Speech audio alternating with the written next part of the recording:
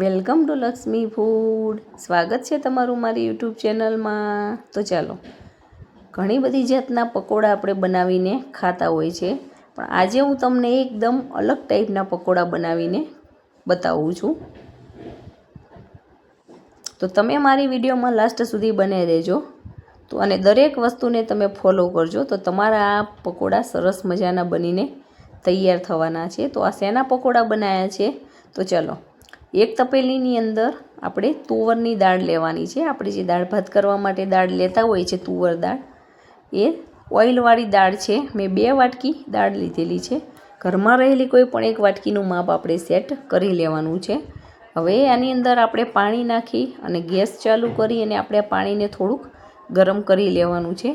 પાણી આપણે સરસ ગરમ થઈ જાય પછી આપણે હાથ વડે મસળી અને આ દાળને સરસ ચોખ્ખી કરી લેવાની છે, કેમ કે આની અંદર ઓઇલનો ભાગ આવે એટલે આપણે આને સરસ સાફ કરવું પડે છે. અને આપણે આ પ્રોસેસ 2 વખત કરવાની છે. 2 વખત એમાં ચોખ્ખું પાણી નાખી ગરમ કરી અને હાથ વડે મસળી અને આપણે પાણી સરસ નિતારી લેવાનું છે. આની અંદર ઓઇલની સ્મેલ આવે તો મજા નથી આવતી, એટલે ગરમ પાણીમાં આપણે આવી રીતે સરસ ધોઈ અને ચોખ્ખી કરી લઈશું અને એમાંથી પાણી સરસ નિતારી લઈશું.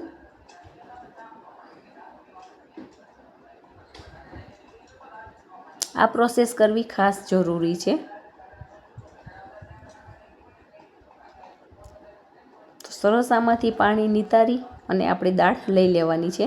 હવે એની અંદર ચોખ્ખું પાણી નાખી દેવાનું છે. 2 થી 3 ગ્લાસ ચોખ્ખું પાણી નાખી અને આપણે આને 6 થી 7 કલાક માટે પલળવા દેવાની છે. દાળ આપણે સરસ પલળી જશે તો આપણે પીસવાની પણ મજા આવશે. હવે આનું ઢાંકણ બંધ કરીને આપણે આને રહેવા દઈશું. તો 7 કલાક પછી તમે જોઈ શકો છો એકદમ સરસ આપણી દાળ પલળી ગઈ છે અને ઘણી બધી ફૂલાઈ પણ ગઈ છે અને એનો કલર પણ એકદમ સરસ ચેન્જ થઈ ગયેલો છે.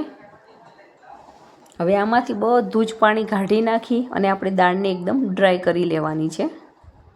આમાં જરાય પાણીનો ભાગ નથી રહેવા દેવાનો.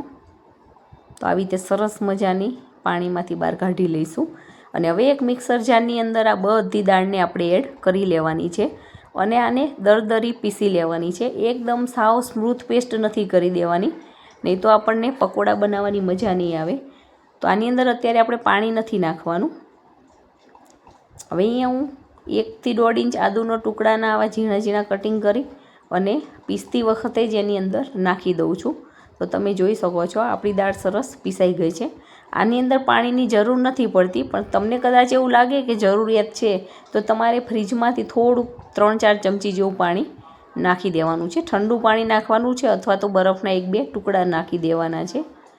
તો તમે જોઈ શકો છો આપણી દાળ સરસ આવી રીતે થઈ ગઈ છે. હવે આની અંદર આપણે મસાલા એડ કરી લઈશું. તો આની અંદર આપણે લાલ મરચું પાવડર નથી એડ કરતા, એટલે લીલા મરચાંના આવા ઝીણા ઝીણા ટુકડા કરી અને ચડિયાતા પ્રમાણમાં એડ કરી લેવાના છે. અને ઝીણી ઝીણી ચોપ કરેલી ડુંગળી લઈ લેવાની છે. જો તમારી પાસે લીલી ડુંગળી હોય તો તમે એ પણ એડ કરી શકો છો, પણ લીલી ડુંગળી અવેલેબલ ના હોય તો આપણે સૂકી ડુંગળીને આવી રીતે ઝીણી ઝીણી ચોપ કરી અને લઈ લેવાની છે. હવે એની અંદર તીખાશ માટે મેં થોડોક મરી પાવડર એડ કરેલો છે અને આદુ મરચાં અને લસણની પેસ્ટ એડ કરી લેવાની છે. તમે કેટલું તીખું ખાઓ છો એના ઉપર લઈ લેવાની છે. મેં અહીંયા લીલા મરચાં ઝીણા ચોપ કરીને પણ નાખેલા છે. હવે લીલા ધાણા નાખી અને આપણે આ બધાને સરસ મિક્સ કરી લેવાનું છે.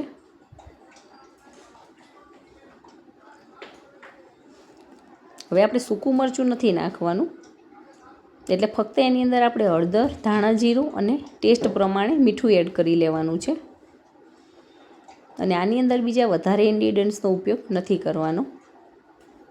હવે ચમચાની મદદથી આપણે આ બધી જ વસ્તુ સરસ આવી રીતે મિક્સ કરી લઈશું. હાથની મદદથી પણ તમે સરસ મિક્સ કરી શકો છો. અને આપણું આ ટેક્સચર એકદમ સરસ પોચું હોય છે. અને આટલું થીક આપણું બેટર બનાવવાનું છે, જેથી કરીને આપણને પકોડા પાડવાની પણ સરસ મજા આવે. અને જો હજી સુધી તમે મારી ચેનલને સબસ્ક્રાઈબ નથી કરી તો ફટાફટ સબસ્ક્રાઈબ કરી દેજો અને બેલ આઇકોન દબાવવાનું ના ભૂલતા, જેથી કરીને આવનાર તમામ નવી રેસીપીના વિડીયો ફટાફટ તમારી સુધી પહોંચી જાય. હવે અહીંયા એક વાસણની અંદર આપણે તેલને ગરમ કરવા માટે મૂકી દીધેલું છે. તેલ સરસ ગરમ થાય પછી એની અંદર આપણે પકોડાને પાડી લેવાના છે. તો હાથથી સરસ આવી રીતે હવે આપણે એક વખત મિક્સ કરી લેવાનું છે. આની અંદર આપણે સોડા કે કુકિંગ સોડા, ઇટિંગ સોડા કશું નાખવાનું નથી. આ ઓલરેડી બેટર આપણું એટલું સ્મૂથ હોય એટલે આપણા સરસ ભજીયા કે પકોડા બનીને તૈયાર થવાના છે. 1 બાય 1 આપણે તેલની અંદર આવી રીતે પકોડાને એડ કરી લેવાના છે. તો તમે જોઈ શકો છો. અને આ સમયે આપણે ગેસની ફ્લેમ મીડિયમ રાખવાની છે એટલે એની વરાળથી આપણને દજાય નહીં. જો તમને મારો આ વિડીયો પસંદ આવે તો વિડીયોને લાઈક કરજો અને તમારા ગ્રુપમાં ચોક્કસથી શેર કરજો. અને તમે પણ આવી રીતે પકોડા બનાવજો અને તમારા પકોડા કેવા બને છે એ કમેન્ટ કરીને મને ચોક્કસથી કહેજો. અને મારી વિડીયોમાં લાસ્ટ સુધી બન્યા રહેજો. અને દરેક ટ્રીપને ફોલો કરીને આ પકોડા તમે બનાવજો. પહેલી વખત બનાવતા હશો તો પણ તમારા પકોડા સરસ બનીને તૈયાર થવાના છે. તો એ પકોડાને આવી રીતે આપણે ફેરવતા જવાના છે અને એને પકવતા જવાનું છે. શરૂઆતમાં ગેસની ફ્લેમ ફૂલ રાખવાની છે અને તરત પછી આપણે મીડિયમ કરી લેવાની છે. અને મીડિયમ ગેસની ફ્લેમ ઉપર આવી રીતે ફેરવતા જઈ અને પકોડાને ચડાવવાના છે. નહીં તો ઉપરથી પાકી જશે અને અંદરથી કાચા રહી જશે. અને આ પ્રોસેસ કરવામાં આપણે ઉતાવળ નથી કરવાની. તો તમે જોઈ શકો છો ઓલમોસ્ટ ગોલ્ડન કલરના આપણા પકોડા તૈયાર થવા આવ્યા છે. આને થતાં 5 થી 7 મિનિટ જેવું થાય છે. અને એકદમ સરસ આવા ક્રિસ્પી અને ફૂલેલા અને ગોલ્ડન બ્રાઉન કલરના આપણા પકોડા બનીને તૈયાર થઈ ગયા છે. તો આને નિતારી અને એક પ્લેટની અંદર આપણે કાઢી લેવાના છે.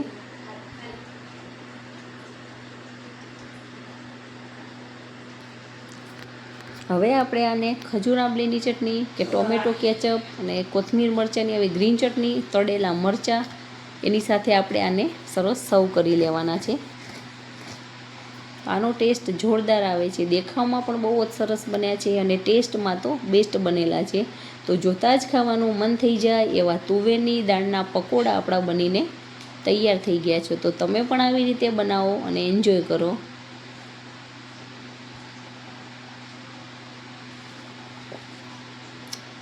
Thank you.